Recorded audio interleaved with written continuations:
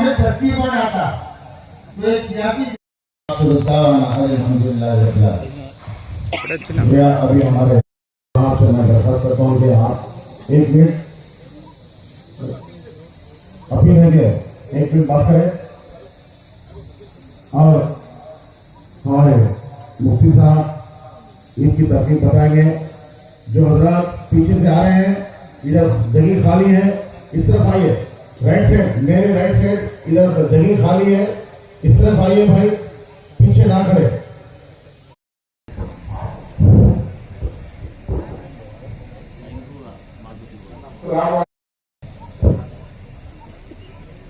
ईद उल अजहा की जो नमाज है, हमारी जो ईदैन की नमाज है, जिसको हम साल में 2 मरतबा अदा करते हैं, इनकी पढ़ने की नौयत और नमाजों आती है और बाकी पूरी नमाज हम उसी तरह पढ़ेंगे जिस तरह साल भर पढ़ते हैं इंशाअल्लाह।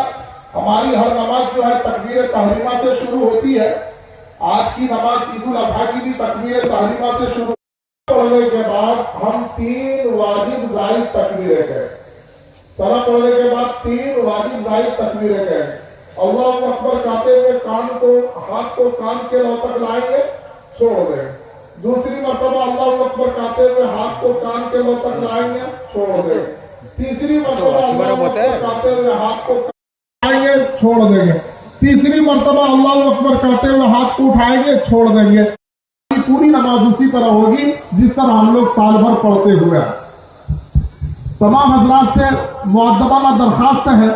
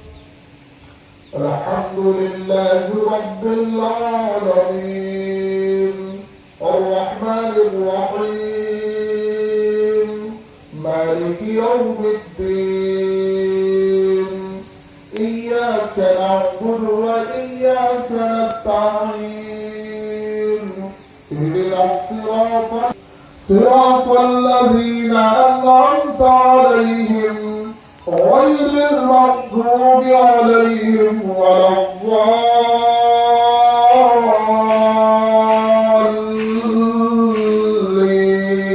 الضالين.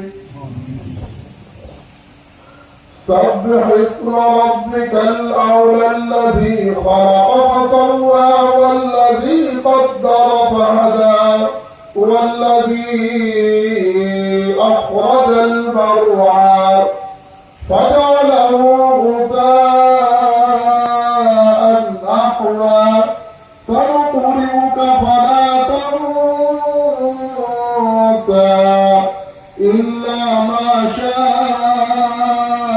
الله إنه يعلم الجهر وما يخفى ونيسرك لليسرى فذكر إن نفعت الذكر أحيا قد أفلح من وتزكى وذكر اسم ربه فصلى بل تؤثرون الحياة الدنيا والآخرة خير وأبقى إن هذا لفي الصحف الأولى صحف إبراهيم وموسى. الله أكبر.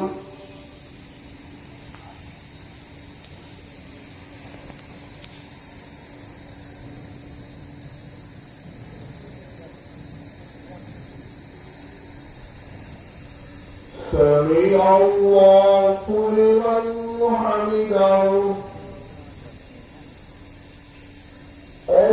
الله أكبر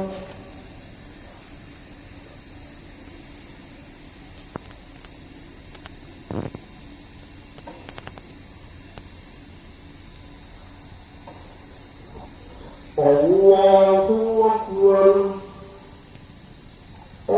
الله أكبر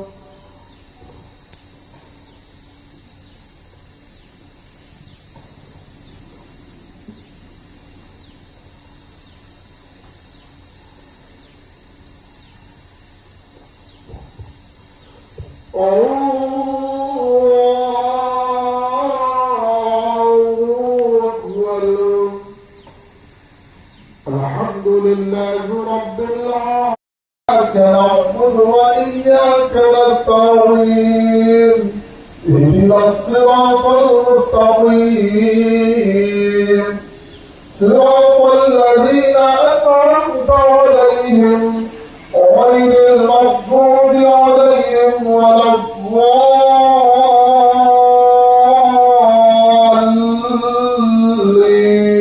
الضالين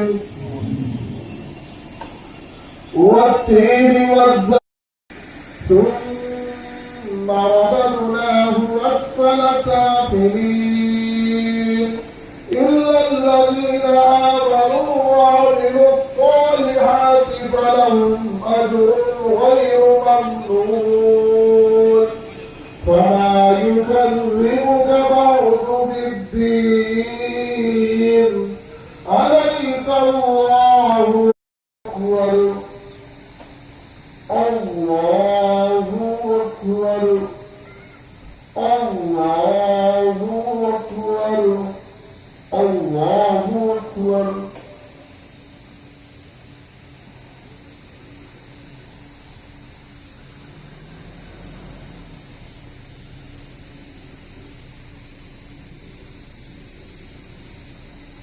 سمع الله لمن حمده الله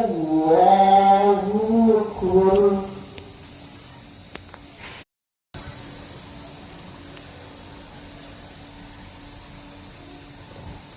الله أكبر الله أكبر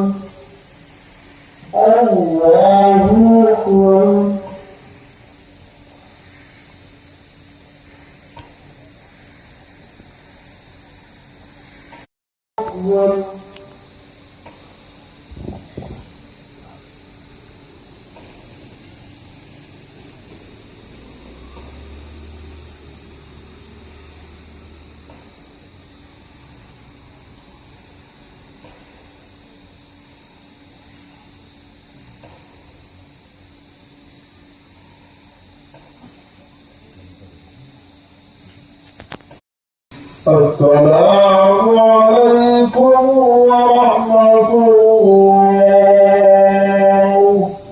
الله أكبر الله أكبر لا إله إلا الله الله أكبر الله أكبر لا إله إلا الله الله أكبر لله الحمد الله أكبر لا إله إلا الله الله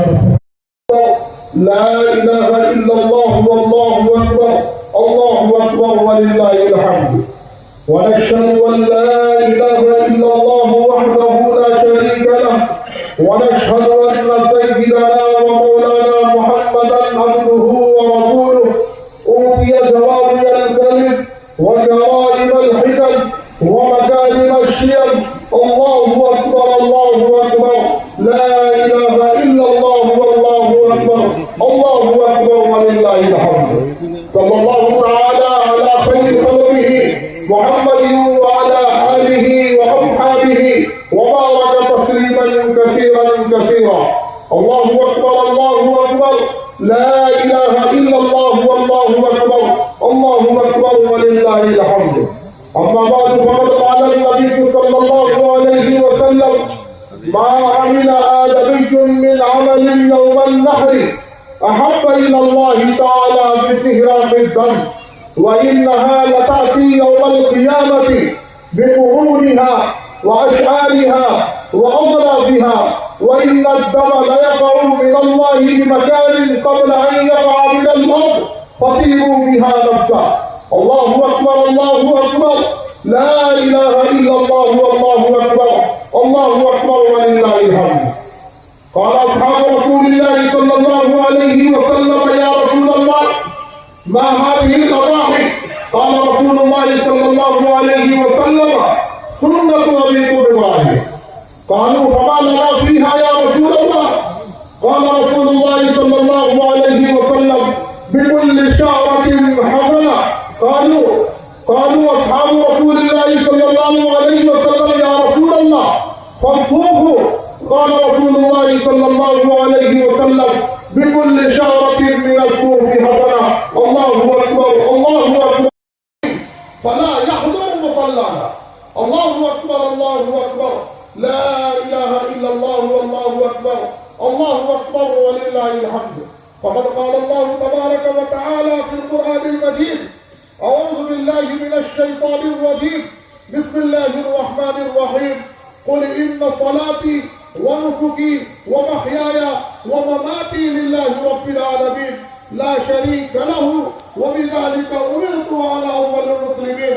الله أكبر الله أكبر لا إله إلا الله والله أكبر الله أكبر ولله الحمد.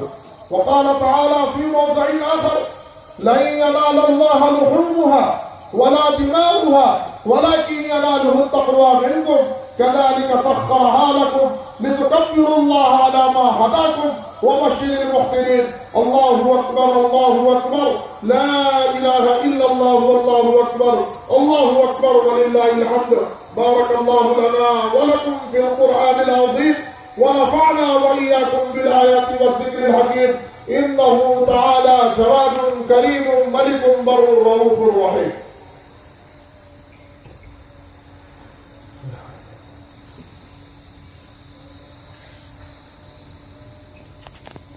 أكبر الله أكبر الله أكبر. إن الحمد لله نحمده ونستعينه ونستغفره ونؤمن به ونتوكل عليه ونعوذ بالله من شرور أنفسنا ومن سيئات أعمالنا من يهده الله فلا مضل له ومن يضلله فلا هادي له ونشهد أن لا إله إلا الله وحده لا شريك له ونشهد أن سيدنا ومولانا محمدا عبده ورسوله. الله أكبر الله أكبر لا إله إلا الله والله أكبر الله أكبر ولله الحمد. أما بعد فقد قال الله تبارك وتعالى في القرآن المجيد أعوذ بالله من الشيطان الرجيم بسم الله الرحمن الرحيم إن الله وملائكته يصلون على النبي يا أيها الذين آمنوا صلوا عليه وسلموا تسليما. وأمره علي وفاطمة سيدة نساء أهل الجنة والحسن والحسين سيدا شباب أهل الجنة وحمدا مغفرة ظاهرة وباطنة لا تغادر ذنبا.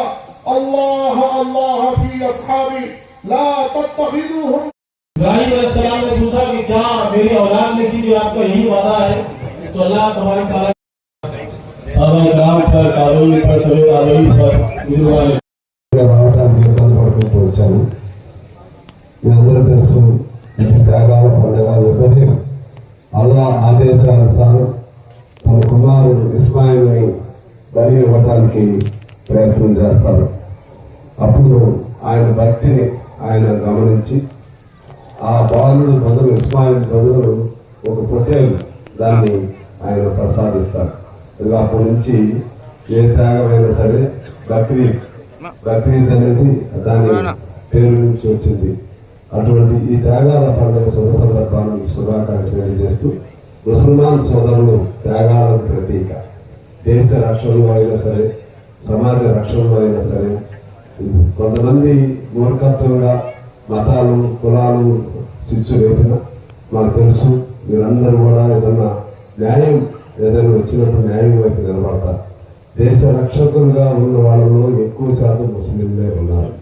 అందువలన ముస్లిం సోదరులు దేశం కోసం, సమాజం కోసం, తోటి మనిషి కోసం అల్లా చెప్పిన ఖురాన్ బోధించిన ఖురాన్కు అనుగుణంగా ఎటువంటి త్యాగాలు చేయడానికైనా సిద్ధంగా ఉన్న మీ అందరికీ శుభాకాంక్షలు, శుభాకాంక్షలు తెలియజేస్తూ నమస్కారం. నేను ఎప్పుడు నాకు అలవాటు చేసేది, కానీ ఇప్పుడు ఉర్దూ గారికి మళ్ళా సిఎస్ఆర్ ఫండ్ కింద 10 లక్షలు మళ్ళా పెట్టాము. ఉర్దూ గారికి కబరస్థాన్ కూడా మళ్ళీ 10 లక్షలు పెట్టాము. అలాగే పార్లమెంట్స్లో కూడా పెడుతున్నాను. ఆ విధంగా ఇంకేమన్నా కూడా పార్టీలు ఏదన్నా పక్కన పెట్టండి, ఓట్లప్పుడు ఎవరికి వాళ్ళు వేసుకోవడం ఎవరి ఇష్టం వాళ్ళది. కానీ ఇక్కడ అందరం ఒకటిగానే ఉన్నాం. మీ ప్రయోజనాలు ఏదొచ్చిన అదే మన అన్నవారు చైర్మన్ 20 లక్షలు అది పైన స్టే చేశారన్నా, అది పూర్తి చేయడం అన్ని దాంట్లో కలిసి ఉందాం.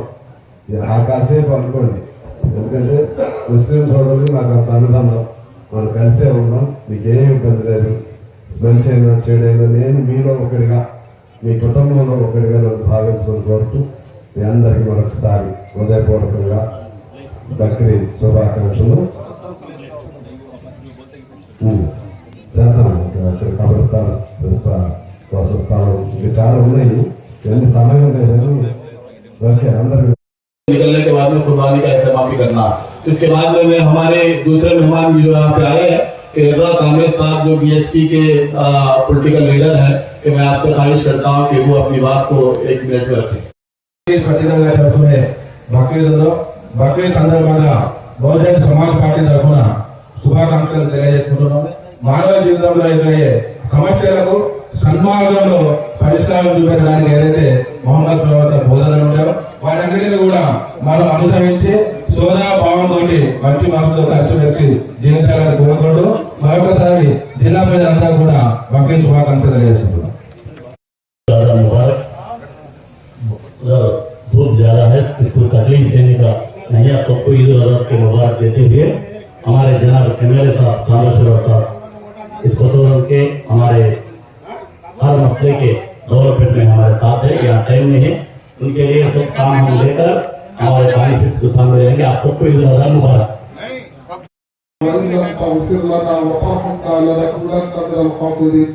ربنا آتنا في الدنيا حسنة وفي الآخرة حسنة وقنا عذاب النار. ربنا لا تزغ قلوبنا بعد إذ هديتنا وهب لنا من لدنك رحمة إنك أنت الوهاب. رب اجعل لي مقيم الصلاة ومن ذريتي ربنا وتقبل دعاء. ربنا اغفر لي ولوالدي وللمؤمنين يوم يقوم الحساب. اللهم رب ارحمهما كما ربياني صغيرا. اللهم أعنا على ذكرك وشكرك وحسن عبادتك. اللهم إني أسألك الهدى والتقى والعفاف والغنى. اللهم إني أسألك علما نافعا وعملا متقبلا ورزقا حلالا طيبا. اللهم إني أعوذ بك من عذاب القبر وأعوذ بك من عذاب الحشر وأعوذ بك من فتنة المسيح الدجال وأعوذ بك من فتنة المحيا والممات. يا أكرم الأكرمين يا أرحم الراحمين يا أرحم الراحمين يا أحكم الحاكمين. हम सब के सब गुनाहगार हैं, खताकार है, हमारे गुनाहों को माफ फरमा, हमारी गलतियों को दरगुजर फरमा, हमारे सय्यात को हसनात से मुबद्दल फरमा। या अल्लाह हम सब के जमा होने को कबूल फरमा। या अल्लाह हम सब की तकबीरात को कबूल फरमा। या अल्लाह हम सब के नमाज पढ़ने को बेहद कबूल मंजूर फरमा। या अल्लाह इसको दायरे में निजात और सुरखुरुई का जरिया बना। या अल्लाह उखवत व भाईचारे मोहब्बत के साथ हम सबको जिंदगी गुजारने की तौफीक बराबर फरमा। या अल्लाह पूरे कुत्ता गोलम के वासियों को प्यार मोहब्बत के साथ रहने की तौफीक बराबर फरमा। या अल्लाह हर मज़ाहिब के लोगों को और हर मकतबे फिक्र के लोगों को प्यार मोहब्बत के साथ जिंदगी गुजारने की तौफीक बराबर फरमा। या अल्लाह जो बीमार है उसे शिफाए कामिला नसीब फरमा, जो गुजर चुके हैं उनकी मग़फ़िरत फरमा। या अल्लाह जितने भी लोग ईदगाह में तशरीफ लाए हैं, या अल्लाह आपके बारगाह में हाथ फैलाए हैं, या अल्लाह इनके जो भी जायज़ मकासद है, जो भी तमन्नाएं, जो भी आरज़ुएं हैं, या अल्लाह तू सबसे वाकिफ है। या अल्लाह सबकी आरज़ुओं को, सबकी तमन्नाओं को, सबकी जायज़ ख्वाहिशों को या अल्लाह अपने खजाने गैस से पूरी फरमा। या अल्लाह सबको सेहत और सलामती की दौलत से मालामाल फरमा। या अल्लाह हिंदुस्तान के माहौल को पूरा अमन बना। या अल्लाह पूरे हिंदुस्तानियों को आपस में भाई भाई बनकर के रहने की तौफीक बराबर फरमा, उखुवत के साथ रहने की तौफीक बराबर फरमा, हमदर्दी को आम करने की तौफीक बराबर फरमा। या अल्लाह नबी करीम सल्लल्लाहु अलैहि वसल्लम ने खैर के लाइन से जो भी दुआएं मांगी है, हम भी उनके तलबगार हैं। या अल्लाह हमें भी हिस्सा नसीब फरमा। जिन शुरू फितन से पनाह मांगी है, हम सब के सब जुमला शुरू फितन से पनाह चाहते हैं। या अल्लाह हर तरह के शुरू फितन से उम्मत मुस्लिमा की हिफाजत फरमा, बिलखुसूस इस ईदगाह के शुरका की हिफाजत फरमा। या अल्लाह जो मांगा उसे भी अता फरमा, जो मांगने से रह गया उसे भी अता फरमा। मेरी मुख्तसर की दुआओं को अपने फजल व करम से कबूल व मंजूर फरमा। इन्नल्लाह व मलाइकतहु युसल्लूना अलन नबी या अय्युहल्लज़ीना आमनू सल्लू अलैहि व सल्लिमू तस्लीमा। रब्बना तक़ब्बल मिन्नल फातिहा सल्लल्लाहु तआला अला खैरि खल्क़िही मुहम्मदिन व अला आलिहि व अस्हाबिही अजमाइन बिरहमतिक या अरहमर राहिमीन।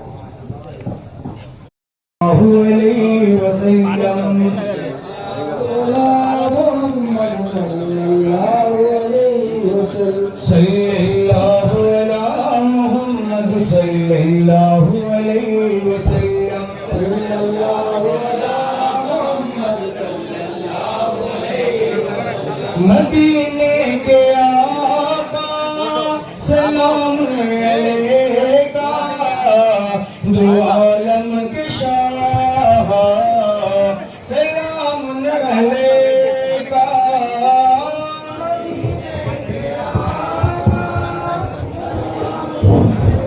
आपको भूले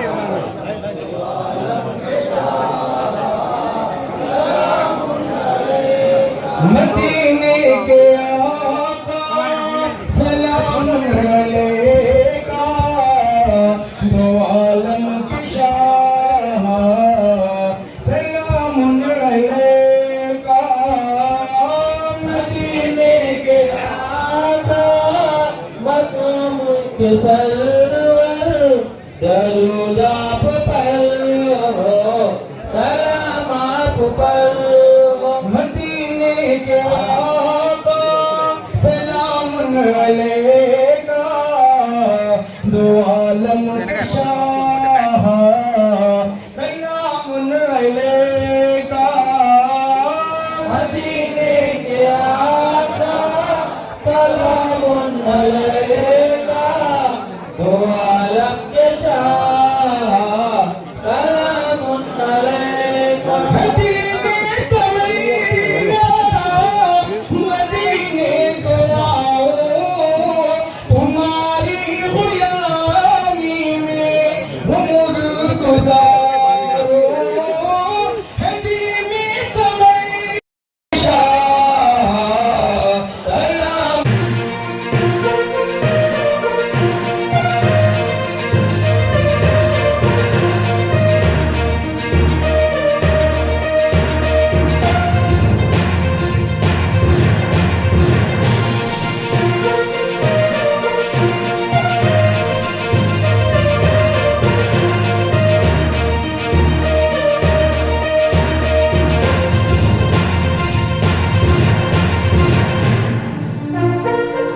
अस्सलाम वालेकुम व रहमतुल्लाहि व बरकातहू।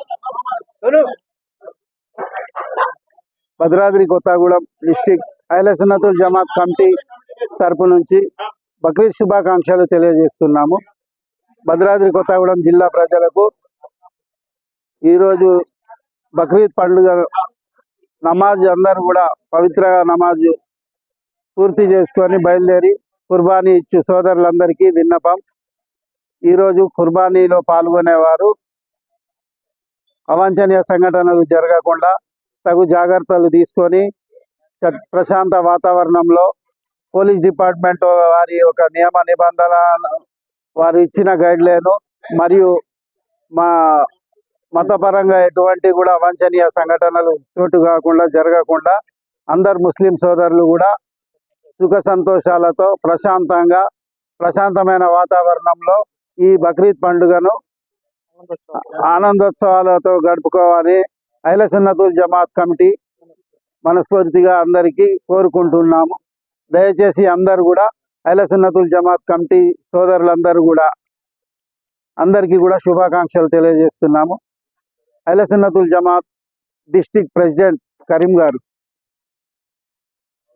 అహ్లే సున్నతుల్ జమాత్ కమిటీ తరఫున షేక్ అబ్దుల్ కరీం ప్రెసిడెంట్ గారు మాట్లాడేది ఏమిటంటే, మన బక్రీద్ పండగ సందర్భంగా అందరూ సుఖ సంతోషాలతో జరుపుకోవాలని మరియు ఎక్కడ అవాంఛనీయమైన కార్యక్రమం చేయకూడదని అందరూ కలిసిమెలిసి సహకారం చేయాలని అందరి తరఫున మా ఏజే కమిటీ తరఫున నేను అందరికీ ధన్యవాదాలు తెలియజేస్తున్నాను. అనంత కరుణామయుడు అపార కృపాశీలుడైనటువంటి సర్వ సృష్టికర్త పేరుతో ప్రారంభిస్తున్నాను. ముందుగా కొత్తగూడెం ప్రజలందరికీ కూడా బక్రీద్ పండుగ శుభాకాంక్షలు తెలియజేస్తూ, ఈ బక్రీద్ పండుగను ఇబ్రహీం ప్రవక్త గారి యొక్క స్మరణలో జరుపుకుంటాం. ఇబ్రహీం అలైహిస్సలాం గారు దైవం ఏదైతే మార్గాన్ని చూపించారో ఆ మార్గంలో తన జీవితాన్ని గడిపి సార్థకం చేసుకున్నారు. అందుకే సృష్టికర్త ఇబ్రహీం అలైహిస్సలాం గారిని తన యొక్క మిత్రుడిగా పేర్కొనడం జరిగింది. ఈ సందర్భంగా మనం కుర్బానీ కూడా జరుపుకుంటాం. ఎందుకంటే అల్లాహ్ ఇబ్రహీం అలైహిస్సలాం గారి కుమారుని తన యొక్క మార్గంలో ఇవ్వమని కోరగా వారిని జిబా చేయడానికి వాళ్ళ కుమారుని తీసుకుని వెళ్ళడం జరిగింది. అతని యొక్క భక్తిని, ఇబ్రహీం అలైహిస్సలాం గారి యొక్క భక్తిని మెచ్చి అల్లాహ్ తఆలా వారి స్థానంలో అక్కడ గొర్రె పొడేల్ని ప్రత్యక్షం చేయడం జరిగింది. ఆ గొర్రె పొడేల్ని మాత్రమే జిబా చేయడం జరిగింది. అంటే అల్లాహ్ మార్గంలో తన కుమారుడిని సైతం కూడా ఇవ్వడానికి ఇబ్రహీం అలైహిస్సలాం గారు ముందుకు వెళ్ళడం జరిగింది. వారి యొక్క భక్తిని, ప్రీతిని మెచ్చి అల్లాహ్ తన యొక్క ముఖ్యమైనటువంటి వ్యక్తుల్లో ఒక వ్యక్తిగా, ఒక భక్తుడిగా ఇబ్రహీం అలైహిస్సలాం గారిని పేర్కొనడం జరిగింది. అదేవిధంగా ఇబ్రహీం అలైహిస్సలాం గారి పూర్తి జీవితము సృష్టికర్త ఏదైతే చూపించాడో ఆ సృష్టికర్త ప్రకారం గడపడం జరిగింది. మనము కూడా ఈ సందర్భంగా మన జీవితాలని ఏదైతే దైవం మనకు సూచించాడో ఆ మార్గంలోనే గడిపి మనం ప్రతి ఒక్కరికి మార్గదర్శకంగా నిలవాల్సిన అవసరం ఉంది. ఈ సందర్భంగా నేను భారతదేశ ప్రధానికాన్ని అందరికీ కూడా నేను విజ్ఞప్తి చేస్తున్నాను. అందరూ జీవితం అనేది ఎప్పుడైనా అంతం అవ్వచ్చు. ఈ అంతం అయ్యే జీవితంలో మనం ప్రతి ఒక్కరికి కూడా సోదర భావంతో, ప్రతి ఒక్కరికి కూడా మనం ఏదో కొంత ఇతోధికంగా సాయం చేసే విధంగా జీవితం గడిపి మనం ధన్యులం అవ్వాలి. అప్పుడే ఆ సృష్టికర్త యొక్క ప్రీతి పాత్రలు అవుతాం. మన అందరి లక్ష్యం ఈ యొక్క జీవితాన్ని వీడిన తర్వాత స్వర్గాన్ని చేరడమే. ఆ స్వర్గాన్ని చేరడానికి మనకి మార్గం ఒకటే, దైవనామస్మరణ. దాంతోపాటు మనతో ఉన్నటువంటి మానవులు అందరికీ సోదర భావంతో గడుపుతూ వారికి కావాల్సినటువంటి మన చేతనైనంత సహాయం చేయడమే ఈ యొక్క బక్రీద్ పండుగ లక్ష్యం. కాబట్టి ఆ విధంగా మనం అందరం జరుపుకోవాలని, ఈ భారతదేశ సుఖ శాంతులతోని కుల మతాలకు అతీతంగా అన్నదమ్ములుగా, అక్క చెల్లెలుగా కలిసిమెలిసి జీవితాన్ని కలిపి ఒక శాంతియుతమైనటువంటి సమాజాన్ని నిర్మించడంలో మనందరం కూడా పాత్రలు అవ్వాలని, భాగస్వాములు అవ్వాలని కోరుకుంటూ థ్యాంక్ యూ వెరీ మచ్.